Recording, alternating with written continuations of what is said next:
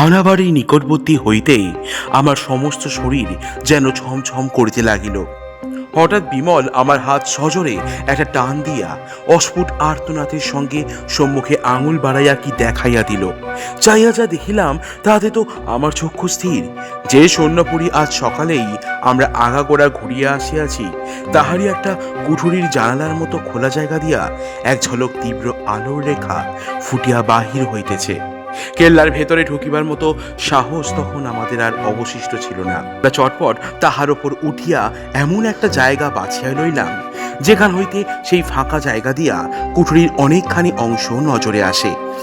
মুহূর্তের মধ্যে আমাদের চোখের সম্মুখে যে ভয়াবহ দৃশ্য ফুটিয়া উঠিল, তাহাতে যে কোনো মানুষেরই বোধ করি মুখের রক্ত হিম হইয়া যায়।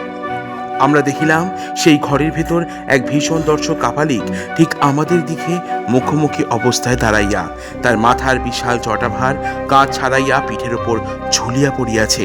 আবক্ষ শ্বশ্রু, পরনে রক্তের মতো রাঙা কাপড়। কাপালিকের ডান হাতে একটা রক্তমাখা খাড়া, বাঁ হাতে প্রকাণ্ড ত্রিশূল এবং গলার মালায় সারি সারি মরার মাথা ঝুলিতেছে।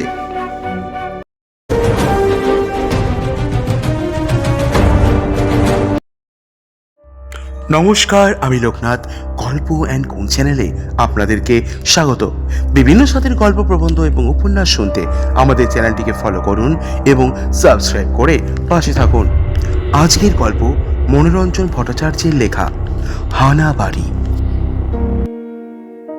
জীবনে রোমাঞ্চকর ঘটনা প্রত্যেকেই হয়তো দু চারটে প্রত্যক্ষ করিয়াছেন, কিন্তু যে কাহিনী আজ তোমাদের শুনাইতে বসিয়াছি ঠিক তাহার সহিত তুলনা চলে এমন ব্যাপার কজন প্রত্যক্ষ করিয়াছে জানি না। আমি যে আর করি নাই তা নিশ্চিত বলিতে পারি। এমএ ক্লাসে পড়ি। এপ্রিলের মাঝামাঝি গ্রীষ্মের ছুটি শুরু হইয়াছে। পশ্চিমে ও সময় দারুণ গরম। হাওয়া বদলাইবার মতলবে লোকে ওদিকে তখন সচরাচর যায় না, ছোটে পাহাড় পর্বত অঞ্চলে। কিন্তু অসাধারণ কিছু একটা করাই আমার চিরকালের অভ্যাস। তাই একদিন তলবিতলবা গুছাইয়া পশ্চিমের গাড়িতে চাপিয়া বসিলাম। লাহোরে মেজমামা থাকিতেন। ছুটির প্রথম ভাগটা সেখানে কাটাইব, এই ছিল অভিপ্রায়। দুদিন পরে আম্বালা জংশনে গাড়ি বদল করিয়া নতুন গাড়ির যে কামরাটিতে উঠিলাম, রবীন্দ্রনাথ সেটিকে দেখিলে হয়তো বলিতেন মহামানবের মিলন ক্ষেত্র। অর্থাৎ গুজরাট হইতে ব্রহ্মদেশ এবং কাশ্মীর হইতে সেতুবন্ধ কোনো জায়গার লোকেরই সেখানে অভাব নাই। সেই জনসমুদ্রের মধ্যে গাড়ির এক কোণে দুইটি বাঙালি মূর্তি দেখিয়া মনটা একটু চাঙ্গা হইয়া উঠিল। গুটি গুটি অগ্রসর হইয়া সেই বেঞ্চেই আসন লইলাম। লোক দুটির মধ্যে একজনের বয়স বছর 30, শীর্ণ চেহারা, চোখ মুখে কেমন একটা হতাশা মাখানো বিষণ্ণ ভাব। অপর লোকটি তার সঙ্গীর চাইতে 2-4 বছরের বড় হইবে। মাথায় কিঞ্চিত খাটো কিন্তু বহরে দ্বিগুণ এবং বেশ একটি নোয়াপাতি ভুঁড়ির অধিকারী। খাটো গলায় দুজনের কথাবার্তা চলিতেছিল। স্থূলকায় লোকটি কহিতেছিল, ওরা আমলই দিলে না একেবারে। আমি বলি, তুমি একবার দুলিচাঁদের সঙ্গে দেখাই করো না কেন? হাজার হোক তোমার ক্লাস ফেলো তো সে। শীর্ণকায় লোকটি উদাসভাবে খোলা জানলার পথে বাহির পানে তাকাইয়া একটা দীর্ঘ নিঃশ্বাস ছাড়িল। তারপর কহিল, হ্যাঁ, তার সঙ্গে দেখা করার উদ্দেশ্যেই তো লাহোর যাওয়া। ইহার পর তাহাদের গুনগুন করিয়া আর কি কথাবার্তা হইল ভালো শুনিতে পাই নাই, কেননা আমার তখন অত্যন্ত তন্দ্রা আসিতেছিল। কখন ঘুমাইয়া পড়িয়াছিলাম। রাত 9টার পর ট্রেন আসিয়া লাহোরে থামিল। আমি অপরিচিত জায়গায় প্রথমে আসিতেছি, তাই আমার মামাতো ভাই বিমল স্টেশনে উপস্থিত ছিল। সে ঠিক আমারই সমবয়সী, কাজেই আমার সঙ্গে খাতিরটা তার একটু বেশি। প্ল্যাটফর্মের বাইরে আসিয়া শুনিলাম আমাদের নাকি টঙা ভাড়া করিয়া মাইল 7-8 পথ যাইতে হইবে। মেজমামা সেনা বিভাগে রসদ সরবরাহ করিতেন। ঠিক শহরের ওপর তার বাস নয়, তিনি থাকতেন শহরতলিতে। রেলের যাত্রী ধরিবার জন্য অনেক ডঙ্গা স্ট্যান্ডেই অপেক্ষা করিতেছিল। বিমলকে একটি চালককে জিজ্ঞাসা করিল, ভাড়া যাওগে? সে কহিল, আহো। তাহার জবাব শুনিয়া আমি অমনি তলবিতলবা সমেত গাড়িতে উঠিতে যাইতেছিলাম। বিমল বাধা দিয়া কহিল, দাঁড়া, আহো কথার মানে এসো নয়, ও কথাটার মানে হচ্ছে হ্যাঁ, আগে ভাড়াটা ঠিক করে নি। লোকটাকে দেখে আমাদের ও অঞ্চলেরই গাড়োয়ান বলে মনে হচ্ছে, তাহলে সস্তায় দাও মারা যাবে। বিমল মেজমামার ব্যবসা রাখিতে পারিবে বটে, দরদস্তুরের কথা পাকা হইয়া গেলে আমরা টাঙায় গিয়া চাপিয়া বসিলাম। অনেকটা পথ অতিক্রম করিয়া শহরের বাইরে চলিয়া আসিয়াছি। রাত্রি স্নিগ্ধ বাতাস শরীর জুড়াইয়া দিতেছে। হঠাৎ যেন কেমন একটা ধাক্কা খাইয়া আমাদের টাঙ্গা থামিয়া গেল। চাইয়া দেখি যে রাস্তায় আমরা এতক্ষণে আসিতেছিলাম সেটি এখানে আসিয়া দুভাগ হইয়া দুদিকে চলিয়া গেছে।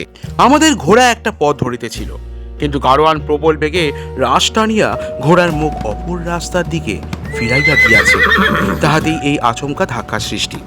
বিমল ঘাড় ফিরাইয়া গাড়োয়ানের সহিত গুরুমুখী ভাষায় কি বলল এবং শিখ গাড়োয়ান সে কথার কি জবাব দিল আমি ভালো মতো বুঝিতে পারিলাম না। আমাকে জিজ্ঞাসুভাবে তাহার মুখের পানে তাকাইতে দেখিয়া বিমল বলিল, আমাদের ওদিকে যাওয়ার দুটো রাস্তা, একটা সোজা পথ আর আরেকটায় গেলে কিছু ঘুরতে হয়। ঘরমুখ ঘোড়া সোজা পথেই ধরেছিল, কিন্তু রাত 10টা বেজে গেছে বলে গাড়োয়ান সে পথে যেতে সাহস পাচ্ছে না। ঘুর পথেই যেতে হবে। সোজা রাস্তায় তাড়াতাড়ি বাড়ি পৌঁছানো যায় বটে, কিন্তু ওদিকে ভয় আছে। আমি বলিলাম, আচ্ছা মুল্লুক তো দেখছি তোদের। রাজধানীর এত কাছে রাত 10টা বাজতে না বাজতে চোর ডাকাতের উপদ্রবে রাস্তায় চলাফেরা করতে মানুষে ভরসা পায় না। চোর ডাকাত নয় রে, চোর ডাকাত নয়, ভূতের উপদ্রব। ও রাস্তায় যেতে পথে একটা হানাভারি পড়ে বলিয়া বিমল যে বিবরণ দিল সংক্ষেপে তাহা এইরূপ। 300-400 বছরের পুরাতন সাবেক আমলের কোন এক রাজার কেল্লা নাকি ওই রাস্তার উপরে অবস্থিত। সেই সুবিশাল পুরাতন অট্টালিকা বর্তমানে একেবারে পোড়োদশায় আসিয়াছে। নিতান্ত বৃদ্ধ যারা তারাও কখনো কোনো জনপ্রাণীকে ও বাড়িতে বাস করিতে দেখে নাই। পল্লীটাতে মানুষের বসতি নাই বলিলেই চলে। তাহার মধ্যে জনশূন্য পুরো কেল্লা মহাশ্মশানের মতো খাঁ খাঁ করিতেছে। সে আমলের অনেক বিভৎস নরহত্যাই নাকি ওই কেল্লার মধ্যে ঘটিয়াছে। রাত্রে একটু গাঢ় হইলে নানা প্রকারের অশরীরী প্রেতাত্মাদের তাই এখন পর্যন্ত অট্টালিকার মধ্যে নড়িতে চড়িতে দেখা যায়। তাদের কণ্ঠের স্বর কখনো করুণ, কখনো ক্রুদ্ধ। তাদের সুদীর্ঘ নিঃশ্বাস কানে আসে।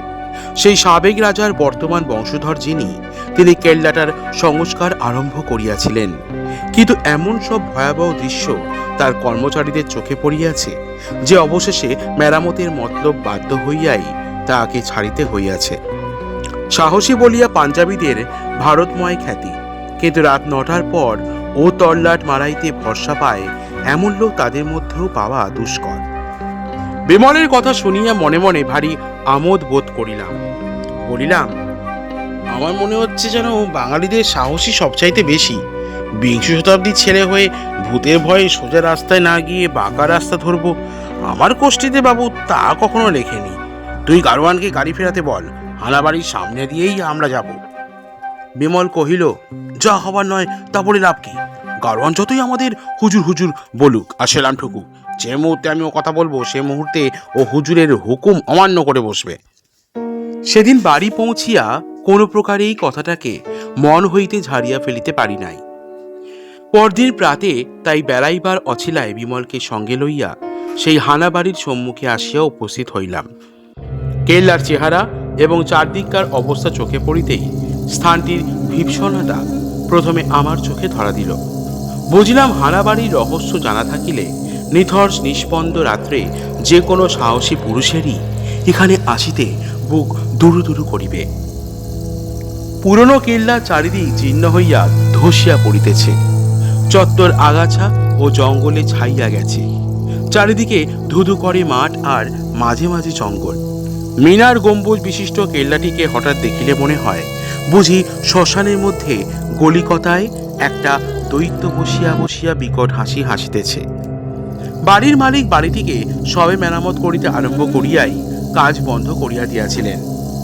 অনিচ্ছুক বিমলকে টানিয়া লইয়া আমি গুটি গুটি পা ফেলিয়া চারিদিকে তাকাইতে তাকাইতে কেল্লার মধ্যে ঢুকিয়া পড়িলাম। অধিকাংশ স্থলেই দরজা জানলার কোনো বালাই ছিল না। প্রকাণ্ড প্রকাণ্ড ঘরগুলি বহুদিন হইতে বাদুর, বেঁচা, ছুঁচো ও চামচিকার আশ্রয়স্থল হইয়া বিকট গন্ধে ভরপুর রহিয়াছে। যতদূর সম্ভব কেল্লাটি ঘুরিয়া ঘুরিয়া দেখিলাম, কিন্তু ভয়ের কোনো কারণ তখনও পর্যন্ত চোখে পড়িল না। রাস্তায় ফিরিয়া আসিয়া বিমলকে বলিলাম, ভৌতিক উপদ্রবের যে কথা লোকের মুখে শোনা যায়, দিনের আলোতে তা প্রত্যক্ষ করার আশা বড় কম। আজ রাত্রি গোটা 12র সময় আর একবার বরং এদিকে আসা যাবে, কি বলিস? আমার প্রস্তাবে বিমল প্রথমটা যেন থ হইয়া গেল। তারপর একটুকাল মাথা নিচু করিয়া থাকিয়া কহিল, যদি তোর একান্তই সেরকম ইচ্ছে থাকে তাই হবে। বিমলের কণ্ঠস্বরে কিন্তু উৎসাহের বাষ্পও পাইলাম না। রাত্রি 11টার পর বিমল ও আমি বাড়ি হইতে বাহির হইয়া পড়িলাম। আমাদের দুজনের হাতেই একটি করিয়া ইলেকট্রিক টর্চ ও বাঁশের মোটা লাঠি। তাছাড়া লাহোরের চারিদিককার দৃশ্য দেখিবার জন্য কলকাতা হইতে যে দামি বাইনাকুলারটা কিনে আনিয়াছিলাম সেটিও সঙ্গে লইতে ভুলিলাম না। সত্য ঘটনা বলিতে বসিয়াছি, কিছুই গোপন করিব না। হানাবাড়ির নিকটবর্তী হইতেই আমার সমস্ত শরীর যেন ছমছম করিতে লাগিল। হঠাৎ বিমল আমার হাতে সজোরে একটা টান দিয়া অস্ফুট আর্তনাদের সঙ্গে সম্মুখে আঙুল বাড়াইয়া কি দেখাইয়া দিল। চাইয়া যা দেখিলাম তাহাতে তো আমার চক্ষু স্থির। যে শূন্যপুরী আজ সকালেই আমরা আগাগোড়া ঘুরিয়া আসিয়াছি, তাহাই একটা কুঠুরির জানলার মতো খোলা জায়গা দিয়া এক ঝলক তীব্র আলোর রেখা ফুটিয়া বাহির হইতেছে। কেল্লার ভেতরে ঢুকিবার মতো সাহস তখন আমাদের আর অবশিষ্ট ছিল না। রাস্তার পাশে একটা বড় গাছ ছিল। আমরা চটপট তাহার ওপর উঠিয়া এমন একটা জায়গা বাছিয়া লইলাম যেখানে হইতে সেই ফাঁকা জায়গা দিয়া কুঠুরির অনেকখানি অংশই নজরে আসে। মুহূর্তের মধ্যে আমাদের চোখের সম্মুখে যে ভয়াবহ দৃশ্য ফুটিয়া উঠিল, তাহাতে যে কোনো মানুষেরই বোধ করি বুকের রক্ত হিম হইয়া যায়। আমরা দেখিলাম সেই ঘরের ভেতর এক ভীষণ দর্শন কাপালিক ঠিক আমাদের দিকে মুখোমুখি অবস্থায় দাঁড়াইয়া, তার মাথার বিশাল জটভার কাঁচ ছাড়াইয়া পিঠের ওপর ঝুলিয়া পড়িয়াছে। আবক্ষ শ্বশ্রু, পরনে রক্তের মতো রাঙা কাপড়। কাপালিকের ডান হাতে একটা রক্তমাখা খাড়া, বাঁ হাতে প্রকাণ্ড ত্রিশূল এবং গলার মালায় সারি সারি মরার মাথা ঝুলিতেছে। সবচাইতে আশ্চর্য, কাপালিক যেন এক মুহূর্তে শূন্য হইতে আমাদের সম্মুখে ফুটিয়া বাহির হইল। তাড়াতাড়ি বাইনাকুলারটি চোখে লাগাইয়া আরও যাহা দেখিলাম, তাহাতে বোধ করি গাছ হইতে পড়িয়া যাওয়াই মানুষের পক্ষে স্বাভাবিক ছিল। এ তো রক্ত মাংসে গড়া জীবন্ত মানুষ নয়, এই যে একটা অশরীরী ছায়ামূর্তি। মানুষ কিছুতেই নয়, প্রেতাত্মা। একটু বাদেই সেই ভীষণ মূর্তি ধীরে ধীরে মাটিতে বসিল, ঠিক যেন যোগাসনে। আমি রুদ্ধ নিঃশ্বাসে বাইনাকুলার চোখে লাগাইয়া ব্যাপারটা আগাগোড়া লক্ষ্য করিতে লাগিলাম। ঠিক করিয়াছিলাম বিমলের হাতে বাইনাকুলারটি কিছুতেই দেওয়া হইবে না, সে তা হইলে নির্ঘাত অচৈতন্য হইয়া পড়িবে।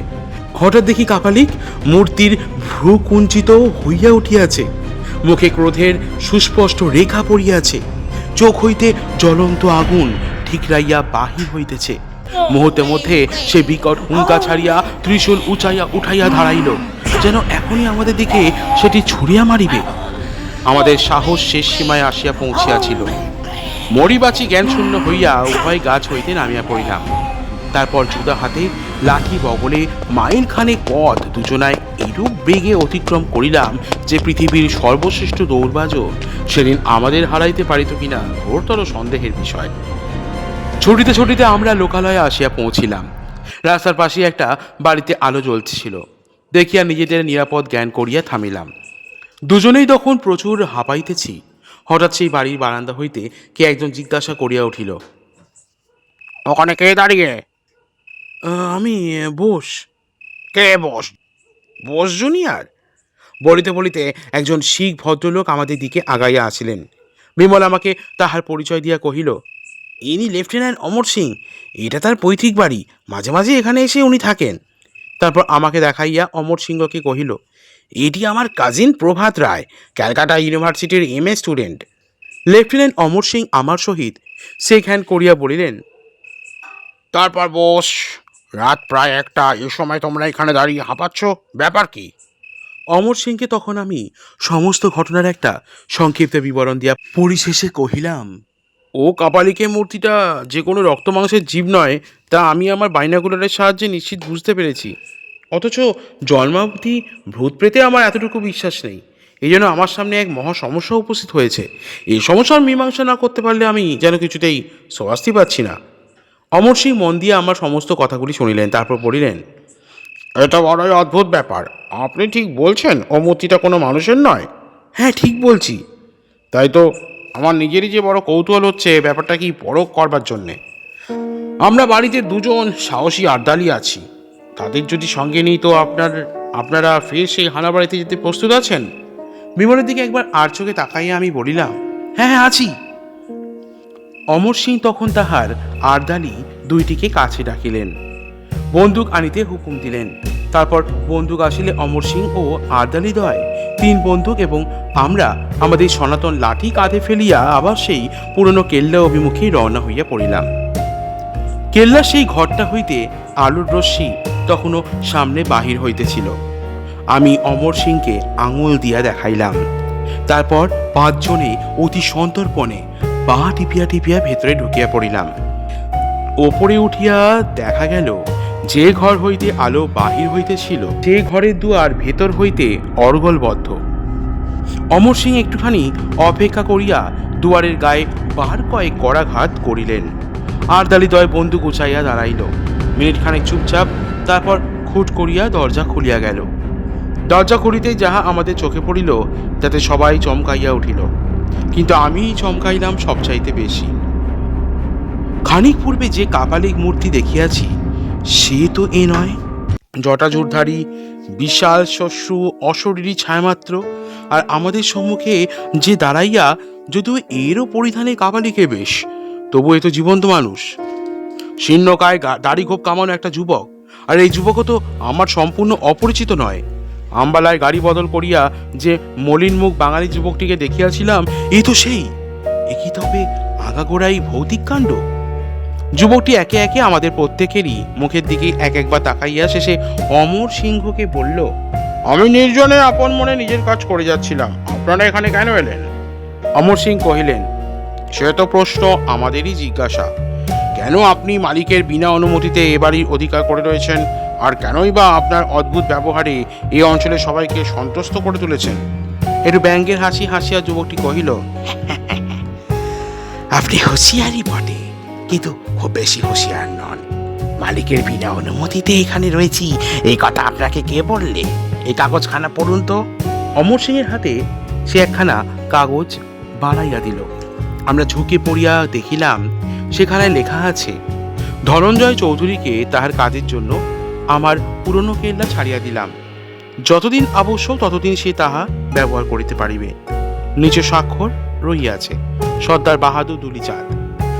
আজ রাতেই জানিয়াছিলাম কেল্লার বর্তমান অধিপতির ওই নাম। হঠাৎ বিমল বলিয়া উঠিল, ধনঞ্জয় চৌধুরী নামটা যেন চেনা চেনা বলে মনে হচ্ছে। যুবক একটু হাসিয়া বলিল, হ্যাঁ তা তো হবে। আপনারা যখন রহস্যের খোঁজে এসেছেন, আমার সমস্ত রহস্যই ব্যক্ত করব। আসুন ঘরের ভেতরে আসুন। ঘরের ভেতর ঢুকিতেই আমি অবাক হইয়া দেখিলাম ঘরটার ছাদ হইতে মেঝে পর্যন্ত সমস্ত দেওয়াল আগাগোড়া আয়নায় মোড়া।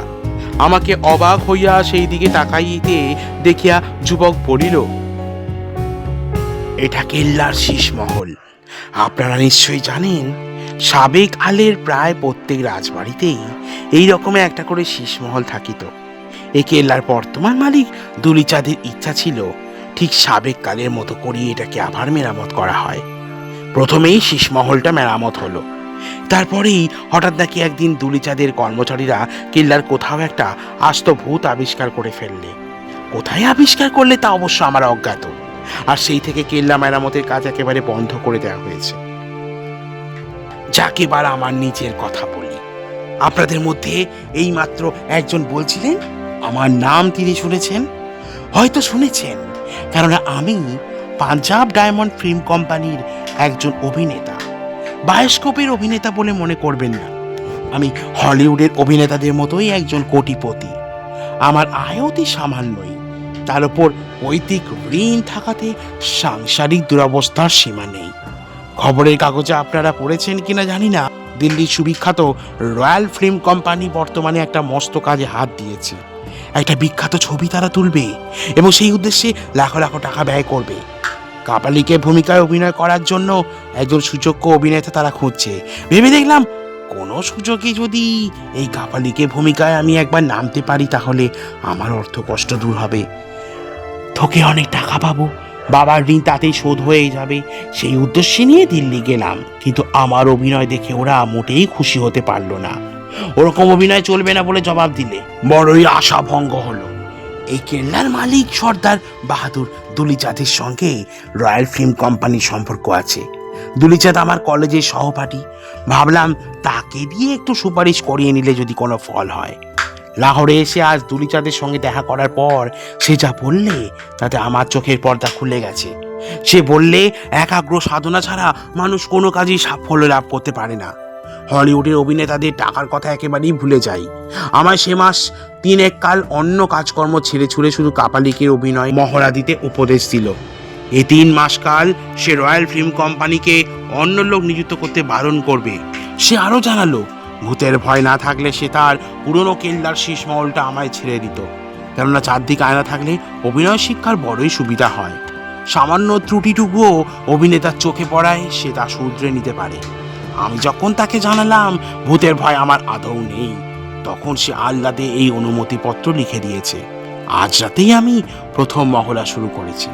অভিনয় মহলার সময় ঠিকমতো পোশাকপত্র পরা থাকলে লোকে কেমন একটা প্রেরণা পায়, তাই কাপালিকে সমস্ত সাজ সরঞ্জামই আমার সঙ্গে রয়েছে। ওই দেখুন আমার জটা আর দাড়ির বহর, যা দরজা খোলবার আগে আমি ছেড়ে রেখেছি। যুবক একটু থামিতেই আমি বললাম, আপনাকে আর কিছু বলতে হবে না, বাকিটা আমি সব বলে দিচ্ছি। প্রথম দৃশ্য হচ্ছে আপনি ত্রিশূল আর খড়গ হাতে এসে যোগাসনে বসলেন। জানলা দিকে পেছন ফিরে আপনি দাঁড়ালেন, অমনি সামনের আয়নাময় দেওয়ালে আচমকা আপনার চেহারা ফুটে উঠল। আমরা পেছনে একটা গাছে বসেছিলাম, সবটা ঘর তো আমাদের নজরে আসেনি, শুধু সামনের দেওয়ালটাই আসছিল। হঠাৎ এক ছায়াময় কাপালিক মূর্তি ফুটে উঠতে দেখে আমরা আটকে উঠলাম। দ্বিতীয় দৃশ্য হচ্ছে হঠাৎ কোনো কারণে আপনি ক্ষুব্ধ হয়ে কাউকে ত্রিশূল উঠিয়ে আক্রমণ করবেন। আপনার ছায়াটা আমাদের মুখোমুখি থাকায় মনে হলো অশরীরী মূর্তিটা বুঝি আমাদেরই ত্রিশূল ছুটতে মারতে আসছে।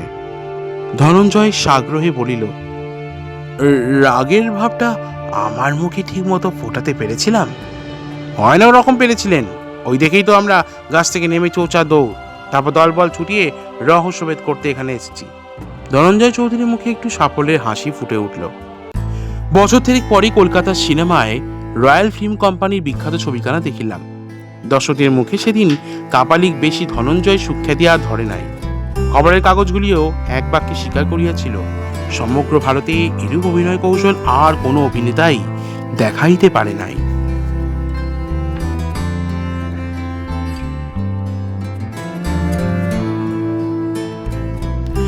শুনছিলেন মনোরঞ্জন ভট্টাচার্যের লেখা গল্প হানাবাড়ি। এরকমই বিভিন্ন স্বাদের গল্প, প্রবন্ধ এবং উপন্যাস শুনতে আমাদের চ্যানেলটিকে ফলো করুন এবং সাবস্ক্রাইব করে পাশে থাকুন। দেখা হচ্ছে আপনাদের সাথে আরো নতুন গল্প নিয়ে। ভালো থাকবেন আপনারা সবাই।